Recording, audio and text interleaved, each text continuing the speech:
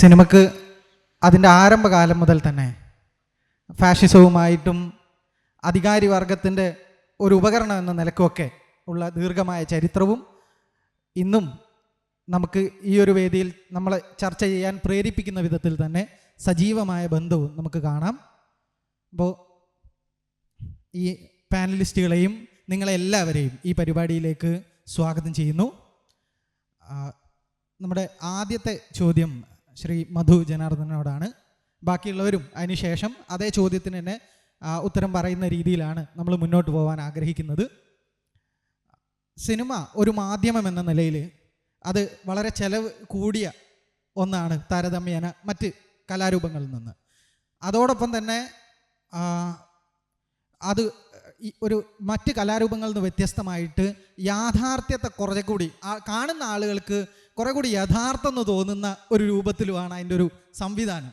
അപ്പോൾ ഇത് രണ്ടും ചെലവേറിയത്, അതോടൊപ്പം ജനങ്ങളെ വളരെ പെട്ടെന്ന് സ്വാധീനിക്കാനുള്ള ആ ഒരു ശേഷിയും, ഇത് രണ്ടും ഫാഷിസത്തിന് വളരെ ഇഷ്ടപ്പെട്ട അല്ലെങ്കിൽ പെട്ടെന്ന് ഉപയോഗിക്കാൻ പറ്റുന്ന ഒരു പ്രൊപ്പഗാൻഡ ടൂളായിട്ട് സിനിമയെ മാറ്റുന്നുണ്ടോ? സിനിമയുടെ ഒരു രൂപം തന്നെ, അതാണ് നമ്മൾ ആദ്യം ആ ഒരു ചർച്ചയിലേക്കാണ് പോകാൻ ഉദ്ദേശിക്കുന്നത്. ഈ ഫാസിസവും സിനിമയുമായി സിനിമയുടെ ചരിത്രത്തിൻ്റെ ആരംഭം മുതൽ തന്നെ എൻഗേജ്മെൻ്റ് ഉണ്ടെന്ന് നമുക്ക് വളരെ കൃത്യമായിട്ട് അറിയാം. ഈ പറഞ്ഞ പോലെയുള്ള ഇപ്പോൾ ആദ്യത്തെ മുഴുനീള സിനിമ എന്ന് നമ്മൾ പറയുന്ന അല്ലെങ്കിൽ വിശേഷിപ്പിക്കപ്പെടുന്ന the birth of a nation എന്ന് പറയുന്ന അമേരിക്കൻ സിനിമ മുതൽ തന്നെ അതൊരു ഫാസിസ്റ്റ് ടൂളാണ്. കാരണം ഈ വംശവെറിയുമായി ബന്ധപ്പെട്ട് അതിനെ ഗ്ലോറിഫൈ ചെയ്യുന്നൊരു സിനിമയാണത്. സിനിമയുടെ ചരിത്രത്തിൽ ചാർലി ചാപ്ലിൻ വരെ ഗ്രിഫിത്തിനെ, സംവിധായകൻ ഗ്രിഫിത്തിനെ പറ്റി പറഞ്ഞുള്ളത് നമ്മുടെ എല്ലാം ആചാര്യം എന്നാണ്. അത് ഗ്രാമറിൻ്റെ കാര്യത്തിലാണ്. കണ്ടൻറ്റിൻ്റെ കാര്യത്തിൽ വളരെ പിന്തിരിപ്പനും വംശീയവാദിയും വർണ്ണവെറിയനും ഒക്കെ ആയിരുന്നു. അത് മുതൽ തന്നെ തുടങ്ങുന്നുണ്ട്. അപ്പോൾ പണ്ട് ലോകം മുഴുവൻ സിനിമയുടെ 100-ാം വാർഷികം ആഘോഷിച്ച സമയത്ത് 1995 ലോകം മുഴുവൻ ആഘോഷിച്ചു. അമേരിക്ക ആഘോഷിച്ചത് 1915 ആ സിനിമ. അപ്പോൾ 2015 അവർ 100-ാം വാർഷികം ആഘോഷിച്ചത്. കാരണം അവർ ബർത്ത് ഓഫ് എ നേഷനാണ് സിനിമയുടെ ആരംഭമായി കരുതുന്നത്. അതിന് ഇത്ര എല്ലാ പ്രശ്നങ്ങളും നിലനിൽക്കുന്നുണ്ട്. പിന്നീട് നമുക്കറിയാവുന്ന പോലെ ഹിറ്റ്ലറാണ് ശരിക്കും മുസോളിനിയിൽ നിന്ന് പാഠം ഉൾക്കൊണ്ട് രണ്ടാമത്തെ ഏറ്റവും ഭീകരനായിട്ടുള്ള ഒരു ഫാസിസ്റ്റ് എന്ന നിലയിൽ ഹിറ്റ്ലറാണ് സിനിമയെ ഏറ്റവും ഫലപ്രദമായി ഫാസിസത്തിന് അനുകൂലമായി വിനിയോഗിച്ചത്. അപ്പോൾ ഈ പറഞ്ഞ പോലെ അതിന് സ്വാധീനം എന്ന് പറയുന്നത് ശരിക്കും ക്യാമറ ആംഗിൾ എന്ന് പറഞ്ഞാൽ ഒരു ടെക്നിക്കൽ ഫാക്ടറല്ല, അതൊരു പൊളിറ്റിക്കൽ ഫാക്ടറാണെന്ന് തെളിയിച്ച ഒരു സിനിമയാണ് the triumph of the will എന്ന് പറയുന്ന ലെനി റീഫൻസ്റ്റാൾ എടുത്തിട്ടുള്ള ഡോക്യുമെൻ്ററി.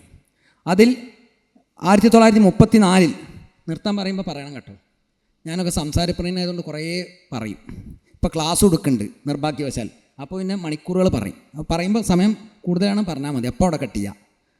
അപ്പോൾ എപ്പോഴും കട്ട് ചെയ്യാവുന്നുള്ളൂ. അപ്പോൾ ഈ ന്യൂറംബർഗിൽ 1934 ഒരു റാലി നടന്നു. അത് നാസി പാർട്ടിയുടെ യുവജന വിഭാഗത്തിൻ്റെ ഒരു റാലിയായിരുന്നു. അത് ഷൂട്ട് ചെയ്യാണ് ലെനി റീഫൻസ്റ്റാൾ എന്ന് പറയുന്ന ഈ നാസി പാർട്ടിയുടെ യുവജന വിഭാഗത്തിൻ്റെ ഈ പ്രചരണ വിഭാഗത്തിൻ്റെ സിനിമാ തലവനാണ്, ഹെഡ് ഓഫ് സിനിമയാണ് ലെനി റീഫൻസ്റ്റാൾ. അവർ ഈ സിനിമ എടുക്കുമ്പോൾ ഈ ഹിറ്റ്ലർ ഒരു വിമാനത്തിൽ വരുന്നതാണ്. ഈ മേഘക്കീറുകൾക്കിടയിലൂടെ വരുന്ന വിമാനത്തിനെ വേറൊരു വിമാനത്തിൽ ക്യാമറ വെച്ച് ഫോളോ ചെയ്തിട്ട് എടുക്കുന്നതാണ്. അദ്ദേഹം വന്ന് ഇറങ്ങുന്നതും ആളുകളുടെ ഇടയിലൂടെ സഞ്ചരിച്ച് ഈ മീറ്റിംഗ് നടക്കുന്ന സ്ഥലത്തേക്ക് പോകുന്നതൊക്കെയാണ്.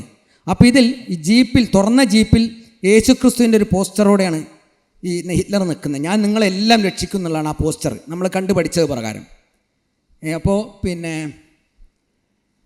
അപ്പോൾ ആംഗിളുകൾ മുഴുവൻ ഹിറ്റ്ലറുടെ രൂപം നമുക്കറിയാം. ഹിറ്റ്ലർ വളരെ ഉയരം കുറഞ്ഞ ഒരാളാണ്. ഭയങ്കര ഈ പട്ടാളക്കാരനുമായിട്ടുള്ള ചെത്തി കൂർപ്പിച്ച ഒരു മുടി, വെട്ടി ഒതുക്കിയിട്ടുള്ള വളരെ വൃത്തികെട്ട മുടി എന്ന് പറയും ഞാൻ എൻ്റെ മുടി വെച്ച് നോക്കുമ്പോൾ. ഒരു വൃത്തികെട്ട മീശ. ആ മീശയാണ് യഥാർത്ഥത്തിൽ ചാപ്ലിൻ തന്നെ പരിഹസിക്കാൻ വേണ്ടി ഉപയോഗിച്ചത്. ആ മീശയാണ് മുറിമീശ, ഹിറ്റ്ലറുടെ മുറിമീശ എന്ന് പറയും.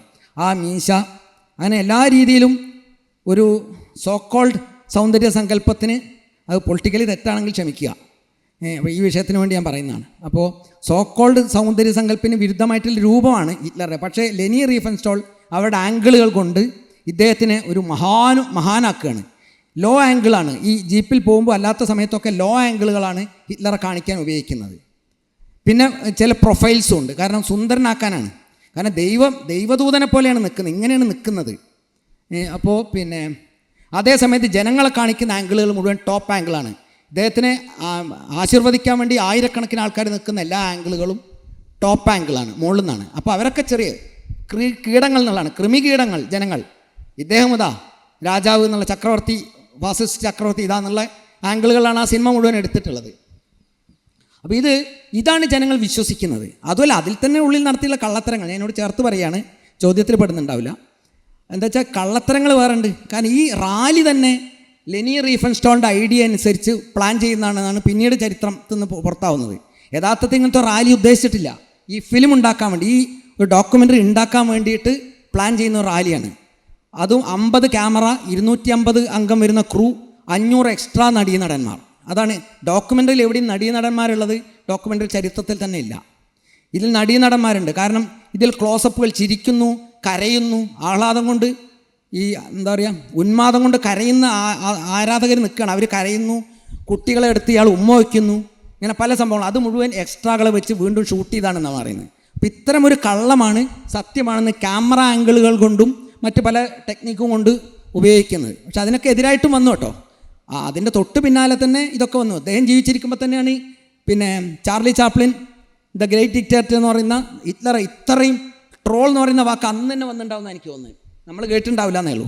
അങ്ങനത്തെ ഒരു ട്രോൾ ചെയ്യുന്ന ക്യാരക്ടറാണ് ഹെയിങ്കൽ എന്ന് പറയുന്ന ഹിറ്റ്ലറുടെ ക്യാരക്ടർ, ഒരു ബാർബറും.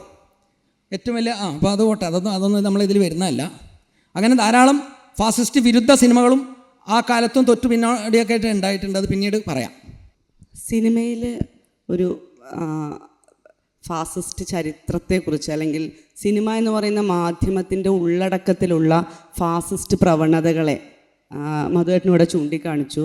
അപ്പോൾ ഇതിൽ പറഞ്ഞതിന് അല്ലെങ്കിൽ തുടർച്ച എന്ന പോലെ പറയാനാണ് ഞാൻ ആലോചിക്കുന്നത്.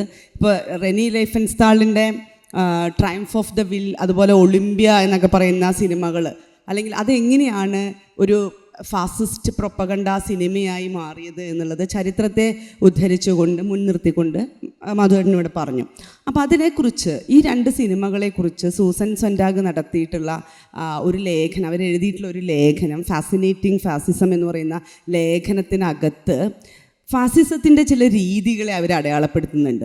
അപ്പോൾ എങ്ങനെയാണ് ഫാസിസം ഇടപെട്ടത്, അതിൻ്റെ എയ്സ്തെറ്റിക്സ് എങ്ങനെയാണ് പ്രവർത്തിച്ചത് എന്നും, എന്താണ് ഡ്രാമ, അപ്പോൾ പറഞ്ഞു ഡോക്യുമെൻ്ററിക്കകത്ത് ഡ്രാമ നിർമ്മിക്കുകയാണ് ചെയ്തത്. അപ്പോൾ ഒളിമ്പ്യ എന്നുള്ള ഡോക്യുമെൻ്ററി നമ്മൾ സൂക്ഷ്മമായി നോക്കിയാൽ കാണാം, ഒളിമ്പ്യക്കകത്ത് ശരീരം എന്ന് പറയുന്നത്, ഈ ശരീരത്തിൻ്റെ ഒരു ഡിസിപ്ലിനെ കുറിച്ച്, പ്യുവർ ശരീരം എന്ന് പറയുന്ന, നമ്മളിതൊക്കെ പുതിയ കാലത്ത് കണക്ട് ചെയ്യാൻ വളരെ അടുത്ത് നിൽക്കുന്ന ഒന്നാണ് ഈ ശരീരത്തെക്കുറിച്ചുള്ള പ്യൂരിറ്റി. അതിൽ തെളിഞ്ഞ ശരീരമാണ്, വൃത്തിയുള്ള മറ്റ് എക്സസ് ഒന്നുമില്ലാത്ത ബോഡിയുടെ. പിന്നെ ഒളിമ്പിക്സിൽ പ്രകടനങ്ങളാണ്, ഈ പ്രകടനങ്ങളുടെ മുഴുവൻ സ്ലോ മോഷൻ ഉപയോഗിക്കുന്നു. അപ്പോൾ ഇത് പിന്നീട് ഇപ്പോൾ സ്പോർട്സിൽ ഇപ്പോഴും ഉപയോഗിക്കുന്ന സിനിമാറ്റിക് മൊമെൻറ്റ്സ് എന്ന് പറയുന്നതിൻ്റെ റെഫറൻസ് ആയിട്ട് ഇപ്പോഴും നിൽക്കുന്നത് റെനി റൈഫൻസ്റ്റാളിൻ്റെ സിനിമകളാണ്. ഒളിമ്പിക്കകത്ത് ഇങ്ങനെ മുകളിൽ നിന്നും കറങ്ങി വരുന്നതുണ്ട്, ഇത് സ്ലോ മോഷനിലാണ് കാണിക്കുന്നത്. അപ്പോൾ ഈ ഡിസിപ്ലിനെ കുറിച്ചും ശരീരത്തെക്കുറിച്ചും അതുപോലെ തന്നെ പവറിനെ കുറിച്ചും, ട്രാൻസെൻഡൻസ് ഓഫ് പവർ, വിക്ടറിയും ജയവും പരാജയവും, അത് ഈ പവറിനെ അടയാളപ്പെടുത്താൻ വേണ്ടി ഇവരുടെ ഈ കഷ്ടപ്പാട്, ജയം, പരാജയം എന്നുള്ള ഒരു ട്രയാങ്കിളിലേക്ക്. അപ്പോൾ ഇതൊക്കെ ഫാസിസത്തിൻ്റെ രീതികളാണെന്നും അത്തരത്തിലുള്ള ഡ്രാമ നിർമ്മിക്കുന്നതോടുകൂടി ജർമ്മനി ലോകത്തിൻ്റെ മുന്നിൽ മുന്നോട്ട് വയ്ക്കുന്നുണ്ട്, നമ്മൾ എന്താണ് എന്ന് അവരോട് പറഞ്ഞു വയ്ക്കുന്നുണ്ട്.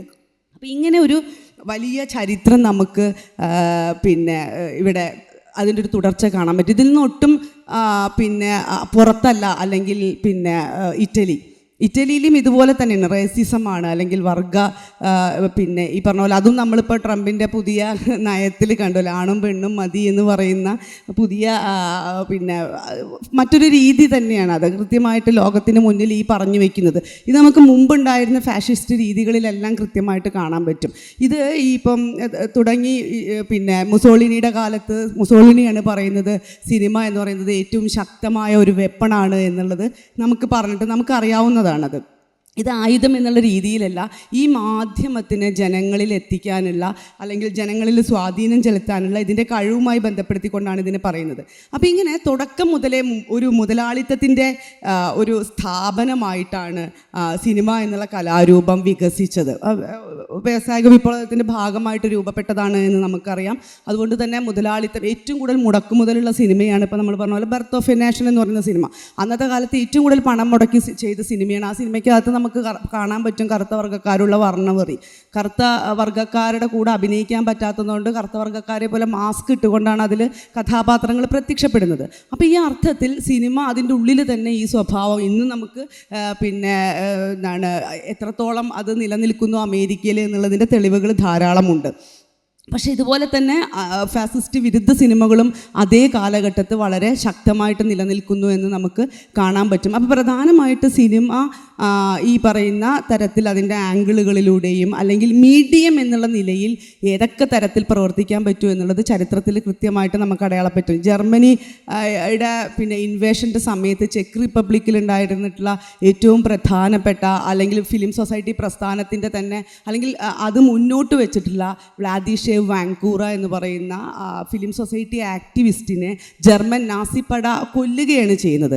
അപ്പോൾ അവരവിടെ ഫിലിം സൊസൈറ്റി പ്രസ്ഥാനം തുടങ്ങുകയും അന്ന് അതിൻ്റെ അല്ലെങ്കിൽ അത് മുന്നോട്ട് വെച്ച ലക്ഷ്യങ്ങൾ എന്ന് പറയുന്നത് സിനിമയെ സാൽക്കരിക്കുക, അതുപോലെ തന്നെ എല്ലാവർക്കും അവൈലബിൾ ആക്കുക, ഒരു ഫിലിം ഇൻസ്റ്റിറ്റ്യൂട്ട് തുടങ്ങുക എന്നൊക്കെയായിരുന്നു. വാങ്കൂറയുടെ മരണത്തിന് ശേഷമാണ് നമ്മളിന്ന് ഫാമു എന്ന് പറയുന്ന ഫിലിം ഇൻസ്റ്റിറ്റ്യൂട്ട് കാണുന്നത്. അപ്പോൾ ഈ സിനിമയുടെ മാധ്യമത്തിനെ അല്ലെങ്കിൽ അതിൻ്റെ ഒരു ഇതിനകത്ത് തന്നെ അല്ലെങ്കിൽ അതിനൊരു ഡയലക്റ്റിക്സ് എന്ന് പറയാം, ഫാസിസ്റ്റ് വിരുദ്ധമായ വശങ്ങൾ തന്നെ അതിനകത്ത് ഉണ്ട്. അത് റെസിസ്റ്റൻസിൻ്റെ ഭാഗമായി അടയാളപ്പെടുത്തുമ്പോൾ അത്തരം ആളുകളെ എങ്ങനെയാണ് ഫാസിസ്റ്റ് ശക്തികൾ അപായപ്പെടുത്തിയത് എന്നുള്ള ചരിത്രം കൂടെ നമുക്ക് സിനിമയിനകത്ത് കാണാൻ പറ്റും. ഇന്ത്യൻ സിനിമയുടെ പുതിയ കോണ്ടെക്സ്റ്റിലേക്ക് വരുമ്പോൾ കുറച്ചുകൂടെ എനിക്ക് ആഡ് ചെയ്യാമെന്ന് തോന്നുന്നു. എങ്ങനെയാണ് ഹിന്ദുത്വ സിനിമകൾ ഉണ്ടാവുന്നത്, അതുപോലെ തന്നെ സിനിമയ്ക്കകത്ത് നടത്തുന്ന ഒളിച്ചുകടത്തലുകളെക്കുറിച്ച്, ഇങ്ങനെ പലതരത്തിൽ ജാതീയമായിട്ടുള്ള സിനിമകളെക്കുറിച്ച് കേരള ഫയൽസ് പോലെയുള്ള സിനിമ, കാശ്മീർ ഫയൽസും കേരള സ്റ്റോറിയും പോലത്തെ സിനിമകളെ പറ്റിയൊക്കെ എനിക്ക് തോന്നുന്നു നമ്മൾ മാഷ് കൂടെ സംസാരിച്ചതിന് ശേഷം പറയാം.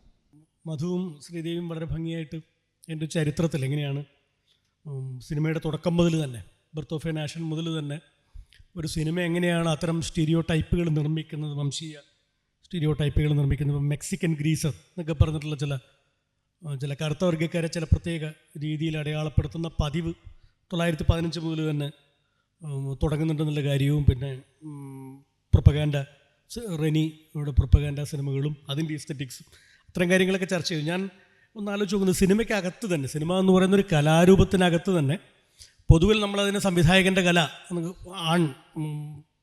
ഇതുപയോഗിച്ച സംവിധായകൻ എന്നുള്ളൊരു പ്രയോഗം വെച്ചാണ് സാധാരണ പറയാറുള്ളത്. ഒരു പുല്ലിംഗത്തിൻ്റെ നോട്ടം എന്നുള്ള രീതിയിൽ ക്യാമറയുടെ നോട്ടം അല്ലെങ്കിൽ ക്യാമറ ആംഗിൾ, അതിനകത്ത് സംവിധായകന് കിട്ടുന്നൊരു അപ്രമാദിത്വം, ഇതൊക്കെ വെച്ചിട്ട് സിനിമ ഇറ്റ്സെൽഫ് ഒരു ഫാസിസ്റ്റ് മൈൻഡ് സെറ്റുള്ളൊരു കലാരൂപമായിട്ട് നമുക്ക് വേണമെങ്കിൽ കാണാൻ പറ്റും. അതിൻ്റെ ഒരു വൻതോതിൽ മൂലധനം ആവശ്യപ്പെടുന്നൊരു കല എന്നുള്ളത് കൊണ്ടും അതിൻ്റെ അപരിമയമായ സ്വാധീനത്തിൻ്റെയും വെളിച്ചത്തിൽ നമുക്കങ്ങനെ സംസാരിക്കാൻ പറ്റും. ചിലപ്പോൾ സിനിമയ്ക്ക് തന്നെ ഒരു ഫാസിസ്റ്റ് സ്വഭാവം, കാരണം സംവിധായകൻ തീരുമാനിക്കുകയാണ്, ഫ്രെയിം ഫിക്സ് ചെയ്യുന്നതോടുകൂടി എന്ത് കാണണം എന്ത് കാണരുത് എന്നുള്ളൊരു ഒരു ഏകാധിപതിയുടെ ഒരു നിശ്ചയം അതിൻ്റെ പിറകിലുണ്ട്. ഫ്രെയിം നിശ്ചയിക്കുന്നതിനകത്ത് ക്യാമറ ആംഗിളിനതുണ്ട്, ഇന്ന ആംഗിളിൽ വേണം ഇതിനെ കാണാൻ.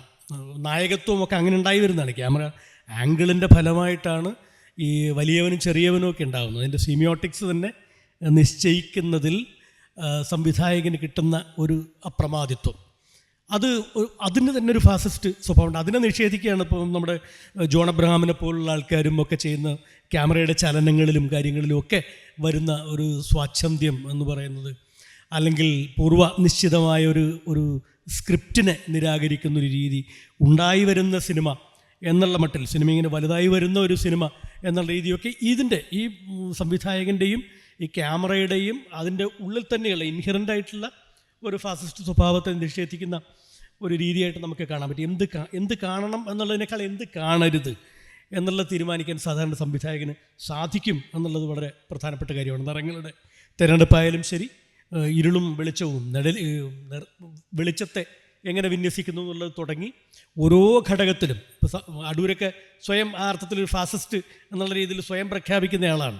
ഇത് എൻ്റെ സിനിമയാണ് എന്നുള്ള മട്ടിൽ അതിനകത്ത് അത്തരം ഒരു പ്ലൂരാലിറ്റി അതിനകത്ത് ഒരിക്കലും സിനിമയ്ക്കകത്ത് അംഗീകരിച്ച് കൊടുക്കുന്ന ആളല്ല. ഞാൻ ഈ പറഞ്ഞു വന്നതിൽ നിന്ന് പെട്ടെന്ന് ആലോചിക്കുന്നത് ഈ നമ്മുടെ ഫാസിസം എന്ന് പറയുന്നതിന് അതിനെക്കുറിച്ച് നേരത്തെ 1995 പറഞ്ഞ പോലെ സിനിമയുടെ 100 വർഷം കഴിയുന്ന സമയത്ത് ഉംബർട്ടോ ഇക്കോ ചില ആലോചനകൾ മുന്നോട്ട് വയ്ക്കുന്നുണ്ട്. ഫാസിസത്തിൻ്റെ പൊതു സ്വഭാവത്തെപ്പറ്റി പറയുന്നു.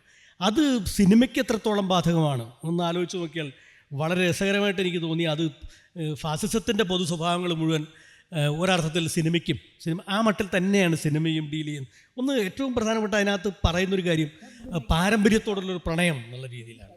ഫാസിസം എപ്പോഴും പാരമ്പര്യത്തെ ഉയർത്തിപ്പിടിക്കാനും, അത് ഏതുതരം പാരമ്പര്യമായാലും പലതരം പാരമ്പര്യങ്ങൾ, അത് എപ്പോഴും സിനിമ ഒരു ഭൂതകാല അഭിരതി എന്ന് പറയുന്ന പാരമ്പര്യത്തെ GP ഒരുപാട് അതിനെക്കുറിച്ച് എഴുതിയിട്ടുണ്ട്. അത്തരം ഒരു നിറങ്ങൾ ഉപയോഗിച്ചിട്ടായാലും ശരി, ഒരു സുവർണ ഭൂതകാലം, ഒരു ഗോൾഡൻ ഭൂതകാലത്തെ സൃഷ്ടിക്കാനുള്ള സിനിമയുടെ ഒരു അഭിരതി എന്ന് പറയുന്നത്, ഒരു നിറാഭിരതിയിലൊക്കെ ഈ പാരമ്പര്യ പ്രണയം കാണാവുന്നതാണ്.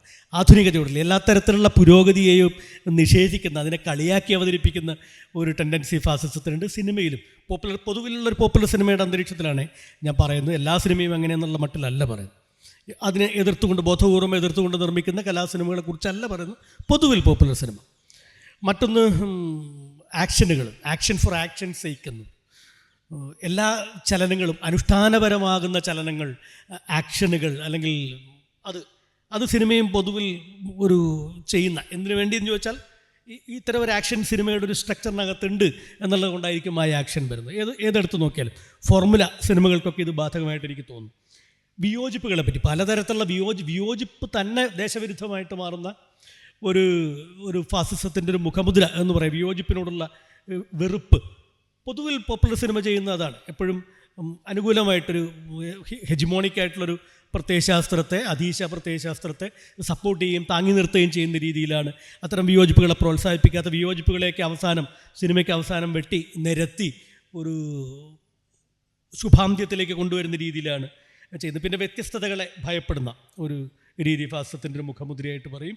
സിനിമയിലും അതുതന്നെയാണ്. അത്തരം വ്യത്യസ്തതകളെ സിനിമയ്ക്കകത്തും അതുണ്ട്. നേരത്തെ ശ്രീദേവി പറഞ്ഞു നിർത്തിയ മറ്റുള്ള ജാതീയവും അത്തരം വംശീയവും ഒക്കെ ആയിട്ടുള്ള സിനിമ മുഖമുദ്രകളിലൊക്കെ അത് അതിനകത്തുണ്ട്. മധ്യവർഗത്തിൻ്റെ ആകുലതകൾ, അവരുടെ ഫ്രസ്ട്രേഷൻസ് സിനിമയ്ക്ക് കൃത്യമായിട്ട് പാകാവുന്നൊരു സാധനമാണ്. ഉപചാപങ്ങളോടുള്ള, പ്ലോട്ടുകളോടുള്ള ആരാധന എന്ന് പറയുന്നത്. പിന്നെ ഒരു ശത്രുവിനെ മുൻവെക്കുകയും ആ ശത്രുവിനെ ഒരേ സമയം വളരെ പ്രബലനായിട്ട് കാണിക്കുകയും അതേസമയം വളരെ നിസ്സാരവൽക്കരിക്കുകയും ചെയ്യുന്നത് സിനിമയുടെ കൂടി ഒരു പൊതുരീതിയാണെന്ന് ആലോചിക്കണം. ഫാസിസത്തിൻ്റെ മാത്രമല്ല, സ്ഥിരമായിട്ടുള്ളൊരു അക്രമസന്നദ്ധത, അല്ലെങ്കിൽ എപ്പോഴും ആക്രമിക്കാൻ റെഡിയായിരിക്കുന്ന, വിജിലൻ്റായിരിക്കുന്ന, മിലിറ്റൻ്റ് ഒരവസ്ഥ. ഹീറോവിനോടുള്ള ഹീറോ കൾട്ട് എന്ന് പറയുന്നത്, ഹീറോ കൾട്ട് ഓഫ് ഡെത്ത് എന്ന് പറയുന്നത്, അല്ലെങ്കിൽ ചരമത്തെക്കുറിച്ചുള്ള, ഹീറോയിസത്തെക്കുറിച്ചുള്ള അത്തരം സങ്കല്പങ്ങളിലൊക്കെ ഉണ്ട്. ഇപ്പോൾ ചാപ്ലിൻ്റെ മോൺസ്യൂ വെർദ്യൂ എന്ന് പറയുന്നൊരു പടത്തിനകത്ത് അദ്ദേഹം ഒരുതരം യുദ്ധവിരുദ്ധ സിനിമയായിട്ട് പറയാവുന്ന ഒരു സിനിമയാണ്. അതിൽ അദ്ദേഹം പറയുന്നൊരു പ്രയോഗമുണ്ട്, 1 murder makes a villain, millions a hero. ഒരാളെ കൊന്നു കഴിഞ്ഞാൽ അത് കൊലപാതകിയാണ്, ലക്ഷങ്ങളെ കൊല്ലുന്നയാൾ ഹീറോ ആണ് എന്നുള്ള മട്ടിൽ ഹിറ്റ്ലർക്കൊക്കെ കൃത്യമായിട്ട് പാകാവുന്നൊരു പ്രയോഗമാണ് മോൺസ്യൂ വെർദ്യൂവിൽ. ഒരു സീരിയൽ കില്ലറാണ് അതിനകത്ത് ചാപ്ലിൻ അദ്ദേഹം ചെയ്യുന്നത്. പിന്നെ ഏറ്റവും രസകരമായിട്ടുള്ള ഒരു ഇതായിട്ട് എനിക്ക് തോന്നിയിട്ടുള്ളത് മാസ്കുലിൻ പ്രൈഡ് എന്ന് പറയുന്ന സാധനം, ആൺകൊയ്മ എന്ന് പറയുന്നത് സിനിമ വളരെ കൃത്യമായിട്ട് നമ്മുടെ പൊതുവിൽ ലോക സിനിമ തന്നെ എപ്പോഴും കൊണ്ട് നടക്കുന്ന ഒരു മാസ്കുലിൻ പ്രൈഡ് എന്നുള്ളത്, അത് ഒരുതരം ഫാസിസ്റ്റ് ലക്ഷണമായിട്ട് പറയുന്ന പിന്നെ റൈറ്റ് വിങ് പോപ്പുലിസം പോലുള്ള സാധനങ്ങൾ, ന്യൂസ് സ്പീക്ക്, പുതിയ പദാവലികളോടുള്ള അമിതമായ ഭ്രമങ്ങൾ, അങ്ങനെ പറയുന്ന ഫാസിസത്തിൻ്റെ പ്രത്യേകതകളായിട്ട് എണ്ണിപ്പറയുന്ന കാര്യങ്ങൾ മുഴുവൻ നമ്മുടെ പോപ്പുലർ സിനിമകൾക്കും ബാധകമാണ് എന്നുള്ള കാര്യം മാത്രമാണ് എനിക്കിതിനോട് കൂട്ടിച്ചേർക്കാനുള്ള. ബാക്കി ചർച്ചയുടെ ഭാഗമായിട്ട് സംസാരിക്കാം.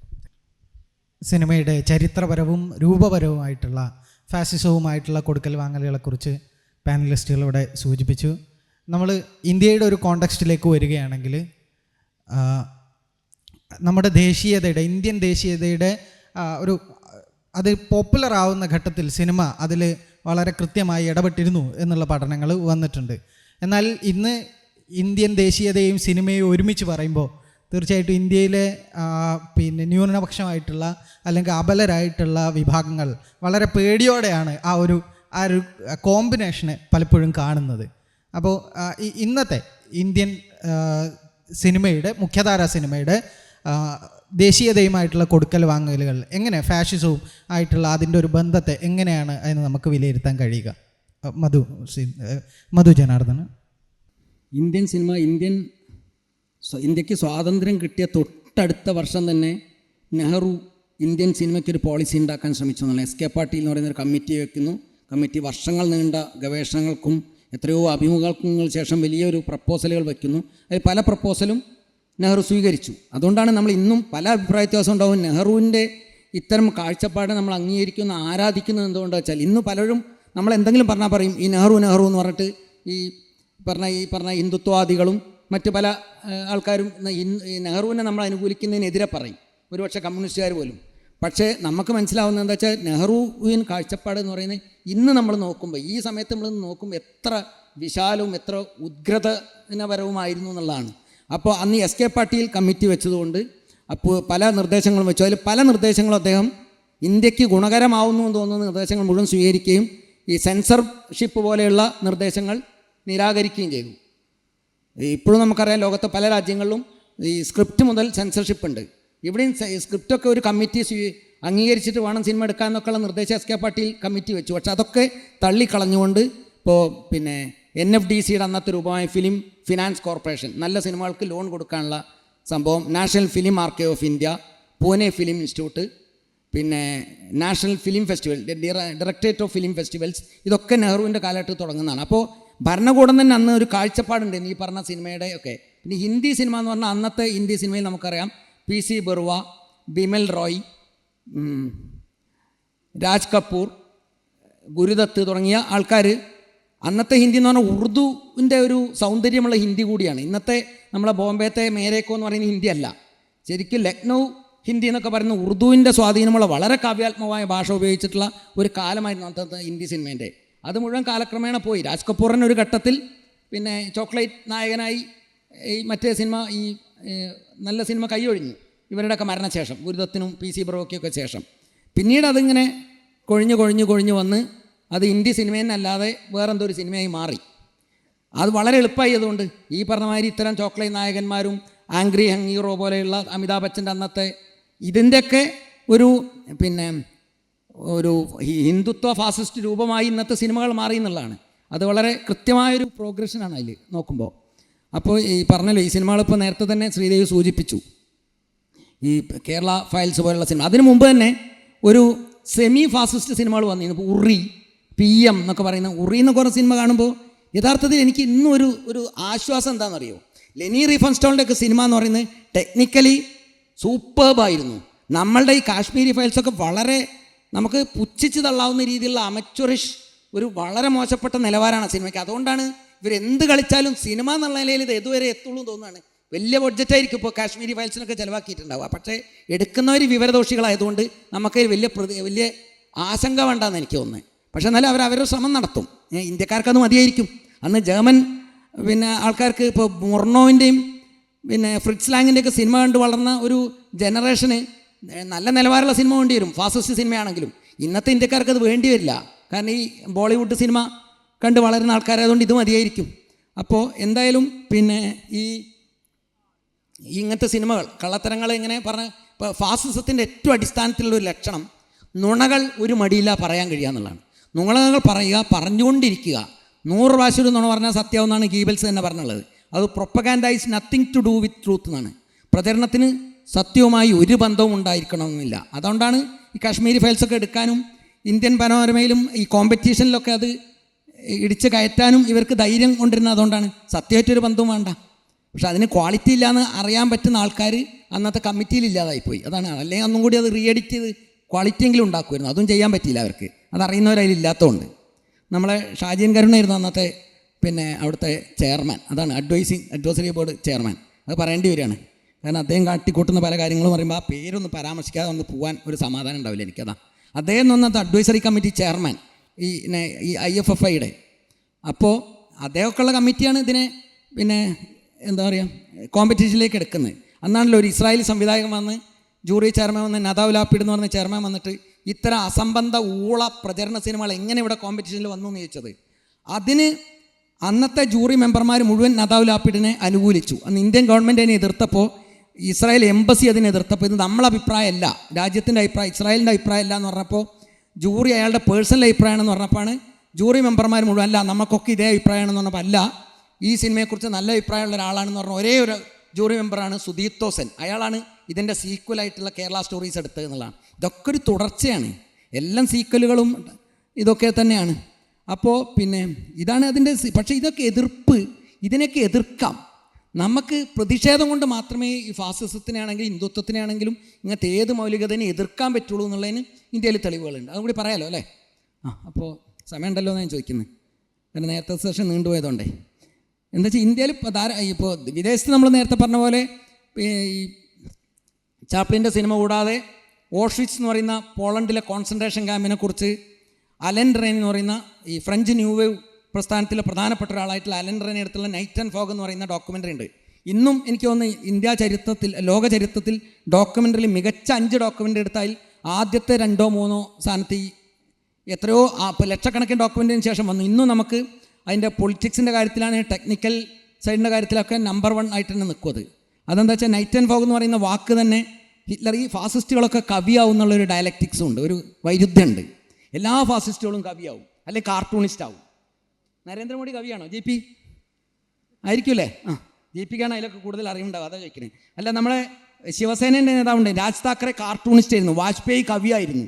ഇയാളും ഏകദേശം ഒരു കവിയായിരുന്നു എന്നാണ് പറയുന്നത്. നമ്മളെ പിന്നെ ഹിറ്റ്ലർ, അദ്ദേഹമാണ് പറഞ്ഞ നൈറ്റ് ആൻഡ് ഫോഗ് എന്നുള്ള വാക്ക് ജൂതന്മാരെ വിശേഷിപ്പിച്ചാണ്. മഞ്ഞും മൂടൽമഞ്ഞും രാത്രിയും മാറ്റിയാലേ സൂര്യപ്രകാശവും വെളിച്ചവും വരുള്ളൂ, അതുകൊണ്ട് അവരെ മുഴുവൻ ഉന്മൂലനം ചെയ്യണമെന്നാണ്. അതാണ് നൈറ്റ് ആൻഡ് ഫോഗ്. ആ വാക്ക് തന്നെയാണ് അലൻഡറിനെ ആ ഡോക്യുമെൻ്ററിക്ക് ഇട്ടത്. അപ്പോൾ അതിൽ ഈ ഓഷ്വിറ്റ്സ് കോൺസെൻട്രേഷൻ ക്യാമ്പിനെ 1952 അലൻഡറിനെ ഈ ഡോക്യുമെൻ്ററി എടുക്കുന്നത്. അപ്പോൾ അതുവരെ ഹിറ്റ്ലർ, ഈ ഫാസിസ്റ്റുകൾ എല്ലാം സൂക്ഷിച്ചു വെക്കും. അത് നമുക്ക് ഇന്ത്യയിലും വേണ്ടി വരും കേട്ടോ. എന്നെങ്കിലും ഒരു കാലത്ത് ഇവരൊക്കെ പോയി ചരിത്രത്തിൽ നിന്ന് പോകുമ്പോൾ ഇതൊക്കെ നമ്മൾ കണ്ടെടുക്കണം ആർക്കൈവ്സിൽ നിന്ന്. അദ്ദേഹം ഇപ്പോൾ ചപ്പ് ചവറ് പെറുക്കുന്നതൊക്കെ ഒരു സ്റ്റഡി ക്യാം എടുത്ത് ഷൂട്ട് ചെയ്ത് വെച്ചിട്ടുണ്ട്, അത് അവിടെ ഉണ്ടാവും. അത് കണ്ടെടുക്കണം. അന്ന് ഇവരൊക്കെ അവിടെ നിന്ന് പുറത്ത് എവിടെയെങ്കിലും പോകുമ്പോൾ, അതല്ല അന്യ രാജ്യത്തേക്കോ അഭയം തേടുമ്പോൾ നമ്മളത് പോയി എടുക്കണം. അത് അരക്കേച്ച അതിൻ്റെ ആൾക്കാർ, രാകേഷ് ശർമ്മ, പിന്നെ അൻപട്ടർദനൊക്കെ ഉണ്ട്, അവരെടുത്തോളും. നമ്മളെന്ന് പറഞ്ഞാൽ ഈ ബോധമുള്ള ഇന്ത്യക്കാർ എടുക്കേണ്ടതാണ്. അപ്പോൾ അന്ന് ഇദ്ദേഹം അലൻഡറിനെ ഈ സത്യത്രയെന്നാണ് തെറ്റി പറയുന്നത്, ഹിറ്റ്ലറും അഡോൾഫ് ഹിറ്റ്ലറും അദ്ദേഹത്തിൻ്റെ പ്രചരണ വിഭാഗവും ഷൂട്ട് ചെയ്ത് വെച്ച ആർക്കൈവൽ ഫൂട്ടേജുകൾ മുഴുവൻ കണ്ടെടുത്തിട്ട്, അതിൽ ഫോട്ടോഗ്രാഫ്സ് ഉണ്ട്, മൂവി ഇമേജസും ഉണ്ട്. അത് മുഴുവൻ എടുത്തിട്ട്, അത് മുഴുവൻ ബ്ലാക്ക് ആൻഡ് വൈറ്റിലാണല്ലോ, പഴയതാണ്. അത് മുഴുവൻ എടുത്തു. പിന്നെ 1952 അലൻഡറിനെ ഓഷ്വിറ്റ്സ് കോൺസെൻട്രേഷൻ ക്യാമ്പ് കാണാൻ പോകുമ്പോൾ അത് ഒരു ടൂറിസ്റ്റ് സ്പോട്ടാണ്. ഇന്നും അതെ, ഇന്നും പോളണ്ടിൽ പോകുന്ന ഏത് ടൂറിസ്റ്റിനും അറിയാം. ജി പി പോയിരുന്നു യൂറോപ്പിൽ? പോളണ്ടിൽ പോയ ആരെങ്കിലും ഉണ്ടെങ്കിൽ അറിയാം. അവിടെ ആദ്യം കൊണ്ടുവന്ന 10-15 സ്പോട്ടിലൊന്ന് ഓഷ്വിറ്റ്സ് ആണ്. ഒന്ന് ആലോചിച്ച് നോക്കൂ, 90 ലക്ഷം ആൾക്കാരെ കൊന്നൊടുക്കിയിട്ടുള്ള ഒരു കോൺസെൻട്രേഷൻ ക്യാമ്പാണത്. അങ്ങനെ എത്രയോ 90 ലക്ഷങ്ങൾ വേറെ നടന്നിട്ടുണ്ടാവും. അപ്പോൾ ഈ ഓഷ്വിറ്റ്സിൽ പഴയ രംഗങ്ങൾ ബ്ലാക്ക് ആൻഡ് വൈറ്റിലും 1952 അലൻഡറിനെ കാണുന്ന കളറിലുള്ള വിഷ്വൽ ഫുട്ടേജസും എഡിറ്റ് ചെയ്തിട്ടാണ് ഈ ഡോക്യുമെൻ്ററി എടുക്കുന്നത്. അപ്പോൾ ഇത് അതിൽ അവസാനം പറയുന്നുണ്ട്, അതിൽ മുഴുവൻ അതിൽ പീഡിപ്പിച്ച എങ്ങനെയാണ്, എങ്ങനെ കൊന്നു എല്ലാം പറഞ്ഞ അവസാനം റഷ്യൻ സേന അവിടെ ഇടിച്ചു കയറി വന്ന് അതിൻ്റെ ഉള്ളിൽ നിന്ന് ഇവരെയൊക്കെ അറസ്റ്റ് ചെയ്ത് കൊണ്ടുപോകുന്ന രംഗമുണ്ട്. അതിൽ ഡോക്യുമെൻ്ററി അവസാന ഭാഗത്തുണ്ട്. അപ്പോൾ കുറേ ആയിരക്കണക്കിന് ആൾക്കാർ ശവശരീരം ഇതുവരെ ക്രിമേറ്റ് ചെയ്യാതെ കിടക്കുന്ന അവിടെ ഉണ്ടാവും. പിന്നെ ശവങ്ങളായി നിൽക്കുന്ന കുറേ ആൾക്കാർ ഇങ്ങനെ നോക്കി നിൽക്കുന്ന ഒരു രംഗമുണ്ട്. ഇപ്പോഴും കാണുമ്പോൾ നമുക്ക് പേടിയാവും. കാരണം നമ്മൾ വളരെ സൂക്ഷിച്ചില്ലെങ്കിലും പ്രതികരിച്ചില്ലെങ്കിൽ നമ്മളൊക്കെ ഇങ്ങനെ നിൽക്കേണ്ട ഒരു അവസ്ഥ വരുന്നുള്ളതാണ്. അപ്പോൾ അതിൽ അവസാനം പറയുന്നുണ്ട്, അതിൻ്റെ ഓഡിയോ ടെക്സ്റ്റ്, അതിൻ്റെ വിവരണ പാഠം നൽകുന്ന റാങ്ക് കെയ്റോ എന്ന് പറയുന്ന ഒരു കോൺസെൻട്രേഷൻ സർവൈവറാണ്. കോൺസെൻട്രേഷൻ ക്യാമ്പിൽ നിന്ന് രക്ഷപ്പെട്ട ഒരാളാണ് അതിൻ്റെ വിവരണ പാഠം എഴുതിയുള്ളത്. എവിടെയെങ്കിലും വായിച്ചിട്ടും പഠിച്ചിട്ടും ഗൂഗിളും നോക്കി എഴുതിയതല്ല. അദ്ദേഹം അതിൻ്റെ ഉള്ളിൽ നിന്ന് രക്ഷപ്പെട്ട ഒരു ഭാഗ്യവാനാണ്. അദ്ദേഹമാണ് അത് എഴുതിയിട്ടുള്ളത്. അദ്ദേഹം എഴുതി അതിൽ അവസാനത്തെ വാചകമാണ്, നിങ്ങൾ യുദ്ധത്തിൻ്റെ കണ്ണുകൾ. അത് ചോദിക്കും, ആരാണ് റെസ്പോൺസിബിൾ എന്ന് കോടതിയിൽ ചോദിക്കും. ഹൂ ഈസ് റെസ്പോൺസിബിൾ എന്ന് ചോദിക്കുമ്പോൾ എല്ലാവരും ഐ എം നോട്ട് റെസ്പോൺസിബിൾ എന്ന് അവിടുത്തെ ഓരോ ജർമ്മൻ ഉദ്യോഗസ്ഥന്മാരും പറയും. അപ്പോൾ ഈ ഓഡിയോ ടെക്സ്റ്റിലുള്ള വോയിസ് ഓവർ പറയുന്ന ആൾ ചോദിക്കുന്നു, ദെൻ ഹൂ ഈസ് റെസ്പോൺസിബിൾ എന്നാണ് ചോദിക്കുന്നത്. അങ്ങനെ അതിൽ പറയുന്ന അവസാനത്തെ ഒരു കൺക്ലൂഷൻ വാചകം ഏകദേശം എങ്ങനെയാണ്, യുദ്ധത്തിൻ്റെ കണ്ണ് എപ്പോഴും ഒരു കണ്ണ്, അത് ഉറങ്ങുകയില്ല, ഒരു കണ്ണ് എപ്പോഴും തുറന്നു പിടിച്ചിരിക്കും. അതുകൊണ്ട് നിങ്ങൾ സൂക്ഷിക്കണം എന്നാണ്. അപ്പോൾ എപ്പോഴും നമ്മൾ സൂക്ഷിച്ചിരിക്കുക, ഈ പ്രതിരോധത്തിന് തയ്യാറായിരിക്കുക എന്നുള്ളതാണ് അതിൽ പറയുന്നത്. ഈ ഫാസിസ്റ്റ് പ്രവണത സിനിമയിൽ ഇപ്പോൾ ഭയങ്കര ലൗഡായിട്ടുള്ള സിനിമകൾ, അല്ലെങ്കിൽ പ്രത്യേകിച്ച് ഇന്ത്യയിൽ അപ്പോൾ ഒന്ന് ഈ എന്താ പറയുക, ലെഫ്റ്റ് വിരുദ്ധത പറയുന്ന സിനിമകൾ, അല്ലെങ്കിൽ ലിബറൽസിനെ മുഴുവൻ എതിർത്ത് പറയുന്ന അത്തരം ഭയപ്പെടുത്തുന്ന സിനിമകൾ, കാശ്മീർ ഫയൽസ്, എനിക്ക് തോന്നുന്നു അതിനേക്കാൾ ഭയപ്പെടുത്തുന്ന ഒന്ന് സിനിമയുടെ, ഇപ്പോൾ നേരത്തെ മാഷ് സൂചിപ്പിച്ച പോലെ ഫാഷിസത്തിൻ്റെ സ്വഭാവങ്ങൾ എന്താണ് എന്ന് പറയുമ്പോൾ നമ്മൾ ഒരുപക്ഷെ ആലോചിച്ചു പോകുന്നത് ഇന്ത്യൻ അല്ലെങ്കിൽ ലോകത്തിലെ തന്നെ പോപ്പുലർ സിനിമയിലേക്കായിരിക്കും. അപ്പോൾ പോപ്പുലർ സിനിമയുടെ ഒരു പൊതു സ്വഭാവത്തിനകത്ത് ഇപ്പോൾ തിരക്കഥയൊക്കെ പഠിപ്പിക്കുമ്പോൾ ഈ സ്റ്റുഡിയോ ബിന്ദർ എന്നൊക്കെ പറയുന്ന യൂട്യൂബ് ചാനലാണ് ഇന്ന് ആളുകൾ ഏറ്റവും കൂടുതൽ സിനിമ പഠിക്കാൻ വേണ്ടി സബ്സ്ക്രൈബ് ചെയ്യുന്ന ഒരു സാധനം എന്നാണ് ഞാൻ മനസ്സിലാക്കുന്നത്. അത്രയധികം വ്യൂവേഴ്സ് ഉള്ള ഒരു ചാനലാണത്. അപ്പോൾ അതിനകത്ത് നമുക്ക് നോക്കിയാൽ സിനിമയുടെ പാഠ്യപദ്ധതികളുണ്ട്. എങ്ങനെയാണ് 3 ആക്ട് സ്ട്രക്ചറിനകത്ത് സിനിമയുടെ ഒരു പ്രധാനപ്പെട്ട തിരക്കഥയുടെ സ്ട്രക്ചറായിട്ടാണ് 3 ആക്ട് പറയുന്നത്. 1 ആക്ടിൻ്റെ ഉള്ളിൽ തന്നെ 3 ആക്ട് ഉണ്ടാവണം എന്നൊക്കെ വീണ്ടും ഉള്ള സ്ട്രക്ചറുകളുണ്ട്. പലതരത്തിലുള്ള എക്സ്പെരിമെൻ്റൽ സിനിമയുടെ സ്ട്രക്ചറുകൾ ഉണ്ടെങ്കിലും എങ്ങനെയാണ് ഹോളിവുഡ് ഈ 3 ആക്ട് സ്ട്രക്ചറിനെ വിൽക്കുന്നത്? ഹീറോസ് ജേണി എന്ന് പറയുന്ന ക്യാമ്പലിൻ്റെ പുസ്തകത്തിലൂടെ നിൽക്കുന്ന ഈ ഹീറോയുടെ ട്രാവലിനെ, പ്രൊട്ടാഗനിസ്റ്റിനെ നിർമ്മിക്കുന്നത് എങ്ങനെയാണ് എന്നുള്ളത്. അതുപോലെ മാഷ് നേരത്തെ സൂചിപ്പിച്ച പോലെ ക്യാമറ എന്ത് കാണണം കാണണ്ട ഫ്രെയിം ചെയ്യുക എന്ന് പറയുന്നത്. അതുപോലെ തന്നെ ഇപ്പോൾ എല്ലാം മിസൻ സീനിൽ ഉപയോഗിക്കുമ്പോൾ ഇപ്പോൾ ഡീഫോക്കസ് ആണോ എല്ലാം. ഇപ്പോൾ നമ്മൾ ഡോക്യുമെൻ്ററിയിലാണെങ്കിലും ഇപ്പോൾ റെനി റൈഫൻസ്റ്റാളിൻ്റെ ഡോക്യുമെൻ്ററിയുടെ ഒരു പ്രത്യേകത തന്നെ, ഡോക്യുമെൻ്ററിയുടെ ചരിത്രത്തെ തന്നെ ഒളിമ്പിയ 1, 2 എന്നുള്ള ഡോക്യുമെൻ്ററികൾ മാറ്റിമറിച്ചു എന്നാണ്. കാരണം അതിനകത്ത് ക്ലോസപ്പുകൾ ഉപയോഗിക്കുന്നു. അതുപോലെ തന്നെ മിസൻ സീനിലല്ല അത് കഥ പറയുന്നത്. കാരണം ഒരെണ്ണത്തിന് മാത്രം പ്രാധാന്യം കൊടുക്കുമ്പോൾ അവിടെ ഈ പറഞ്ഞ പോലെ ക്യാമറയുടെ നോട്ടമുണ്ട്, ക്യാമറയുടെ കാഴ്ചയുണ്ട്, വെപ്പണായിട്ട് പ്രവർത്തിക്കുന്ന ഒരു ആയുധമായിട്ട് ക്യാമറയ്ക്ക് മാറാനുള്ള സാധ്യതയുണ്ട്. അപ്പോൾ നിങ്ങൾ എന്ത് കാണണം? അതുകൊണ്ടാണ് ഒരുപക്ഷെ പിന്നെ മൊണ്ടാഷിനകത്ത് ഇപ്പോൾ ബാസിൻ ഐസൻസ്റ്റീൻ മൊണ്ടാഷ് എന്നുള്ള സിദ്ധാന്തം പറയുമ്പോൾ കട്ട് ചെയ്ത് ഒരു രംഗത്തെ നിങ്ങളുടെ മുന്നിൽ ഡ്രമാറ്റിക്കായിട്ട് അവതരിപ്പിക്കുമ്പോൾ മൊണ്ടാഷ് പാപമാണ് എന്ന് ആൻഡ്രേ ബാസിൻ പറയുന്നത് ഇതുകൊണ്ടാണ്. കാരണം നിങ്ങൾ അങ്ങനെ കാണണ്ടാത്തതല്ല, കാണേണ്ടതിനെ എങ്ങനെ വായിക്കണം എന്നുള്ള അർത്ഥത്തിലാണ് അങ്ങനെ പറയുന്നത്. അപ്പോൾ ഇങ്ങനെ സിനിമ അതിൻ്റെ ഭാഷയ്ക്കകത്ത് പിന്നെ ഇത്തരം പ്രവണതകളെ നമുക്ക് കണ്ടെത്താമെന്ന് പറയുമ്പോഴും ഇപ്പോൾ അതിനകത്തുള്ള വൈരുദ്ധ്യാത്മകത അതിനുള്ളിൽ തന്നെ പ്രതിരോധം ഈ അല്ലെങ്കിൽ കലാപരമായിട്ട് ഒളിപ്പിച്ചു വെച്ചിട്ടുണ്ടെന്നുള്ളതിൻ്റെ തെളിവുകളാണ് ഇത്തരത്തിലുള്ള സിനിമകൾ ഇന്ന് നിലനിൽക്കുന്നു എന്ന് പറയുന്നതും, അല്ലെങ്കിൽ നമ്മൾ വീണ്ടും ആ സിനിമകൾ കാണുന്നുണ്ട് എന്ന് പറയുന്ന പോലെ തന്നെ പുതിയ മലയാളത്തിലൊക്കെ ആണെങ്കിൽ തന്നെ ഈ പറയുന്ന ആണത്ത സിനിമകളെ പൊളിച്ചുകൊണ്ട് വരുന്ന മൾട്ടിപ്പിൾ നരേറ്റീവുകൾ വരുന്നു. കുമ്പളങ്ങി നൈറ്റ്സ് എന്ന് പറയുന്ന ഒരു സിനിമയിൽ മാത്രമാണ് 4 നായകന്മാരോ അല്ലെങ്കിൽ 4 നായികമാരോ കടന്നു വരുന്നത്. വ്യത്യസ്തമായ അർത്ഥത്തിൽ നിൽക്കുന്ന പ്ലൂരാലിറ്റി വരുന്നത്. ഒരു കുടുംബം എന്ന് പറയുന്ന സങ്കല്പത്തന്നെ മലയാള സിനിമ എടുത്തു കളഞ്ഞുകൊണ്ട് ആ കുടുംബത്തിനകത്തേക്ക് വിദേശിയായ ഒരു ബ്ലാക്ക് സ്ത്രീ കടന്നു വരുന്നുണ്ട്, പുറത്താക്കപ്പെട്ടവൾ കടന്നു വരുന്നത്, തീട്ടപ്പറമ്പിനടുത്താണ് ആ കുടുംബം നിലനിൽക്കുന്നത്. അപ്പോൾ ഇങ്ങനെ കുടുംബ വ്യവസ്ഥിതിയെ മുഴുവൻ മാറ്റി കുടുംബത്തിലെ ഫാഷിസ്റ്റായിട്ടുള്ള പുരുഷനെ എടുത്തു കളയുന്നുണ്ട്. ഇങ്ങനെ പൊളിച്ചെഴുതാൻ എങ്ങനെ സിനിമയ്ക്ക് സാധിക്കുന്നു എന്ന് പറയുന്നത് അതിൻ്റെ എസ്തെറ്റിക്കലി സിനിമ അതിൻ്റെ ഭാഷയോട് ഏറ്റുമുട്ടുന്നുണ്ട് എന്നതുകൊണ്ട് തന്നെയാണ്. അത് വളരെ ആശാവഹമായ ഒന്നായിട്ടാണ് എനിക്ക് തോന്നുന്നത് എന്നുള്ളതാണ് വളരെ പ്രധാനപ്പെട്ട ഒരു കാര്യം. ഇപ്പോൾ നമ്മൾ ഇപ്പോൾ ഇന്ത്യൻ സിനിമയുടെ ചരിത്രത്തിൽ അല്ലെങ്കിൽ പുതിയ സിനിമകളിൽ നോക്കുകയാണെങ്കിൽ ഇത്തരത്തിലുള്ള ഇപ്പോൾ നരേന്ദ്രമോദി 2.0 സർക്കാരിനകത്തൊക്കെ ഇത്തരം ലൗഡായിട്ടുള്ള സിനിമകൾ ധാരാളം വരുന്നുണ്ട്. പക്ഷെ അതേസമയം തന്നെ ഇന്ത്യയുടെ ഒരു പ്രത്യേകത എന്ന് പറയുന്നത് അതിൻ്റെ പ്ലൂരാലിറ്റി തന്നെയാണ്. അതുകൊണ്ട് തന്നെ അപ്പം എല്ലാ ഭാഷകളിലും ഇത്തരം സിനിമകൾ ഉണ്ടാവുന്നു എന്ന് പറയുന്നത് നമ്മൾ IFFKക്കൊക്കെ പോകുമ്പോൾ നമുക്ക് അതിൻ്റെ ഒരു സന്തോഷമായിട്ട് കാണാൻ പറ്റും. ഇന്ത്യൻ സിനിമയ്ക്കും മലയാള സിനിമയ്ക്കും കിട്ടുന്ന പ്രാമുഖ്യം, അത്തരം സിനിമകൾ കൂടുതൽ വരുന്നത് വളരെ ആശാവഹമായിട്ടുള്ളൊരു കാര്യം തന്നെയാണ്. പക്ഷേ ഇന്ത്യൻ സിനിമയുടെ ഒരു ചരിത്രത്തിൽ ഈ ബോളിവുഡ് ഉണ്ടാക്കുന്ന ഒരു ട്രെൻഡ് ബോളിവുഡ് എപ്പോഴും ഈ സവർണ ഹിന്ദു ഫാഷിസത്തിനോടൊപ്പം ചേർന്ന് നിൽക്കുകയും, ഇപ്പോൾ ടോയ്ലറ്റ് കേക്ക് പ്രേം കഥ എന്നോ പാഡ്മാൻ എന്നൊക്കെ പറഞ്ഞിട്ടുള്ള സിനിമകൾ ഡയറക്റ്റ് പ്രൊപ്പഗണ്ട സിനിമയായിട്ട് അക്ഷയകുമാറൊക്കെ വരുന്ന സിനിമകൾ നേരിട്ട് അടയാളപ്പെടുത്തുക ചെയ്യുന്നത്. അപ്പോൾ ബോളിവുഡിനകത്ത് എന്താ വെച്ചാൽ ഈ പ്രിവിലേജ്ഡ് ആയിട്ടുള്ള താരങ്ങളെ പിന്നെ വിലയ്ക്ക് വാങ്ങാനോ അല്ലെങ്കിൽ ഭീഷണിപ്പെടുത്താനോ ഉള്ള ഈ ഇത്തരത്തിലുള്ള ഒരു പിന്നെ സർക്കാർ ഭാഗത്തു നിന്ന് തന്നെയുള്ള രീതികൾ. അപ്പോൾ ഇവർ പലതരത്തിൽ വിലയ്ക്ക് വാങ്ങാൻ വേണ്ടി താരങ്ങളെയും പ്രിവിലേജിൽ നിന്നും പുറത്തിറങ്ങാൻ പറ്റുന്നില്ല. നേരെ മറിച്ച് ഇപ്പോൾ രാകേഷ് ശർമ്മയെ പറ്റി പറഞ്ഞപ്പോൾ അദ്ദേഹത്തിനൊന്നും ഇത് ഉപയോഗിക്കുന്നില്ല, ഞാൻ എൻ്റെ പ്രിവിലേജുകൾ ഉപയോഗിക്കുന്നില്ല എന്ന് പറയുന്ന ആളാണ് രാകേഷ് ശർമ്മയെ പോലത്തെ ഡോക്യുമെൻ്ററി ഫിലിം മേക്കേഴ്സ്.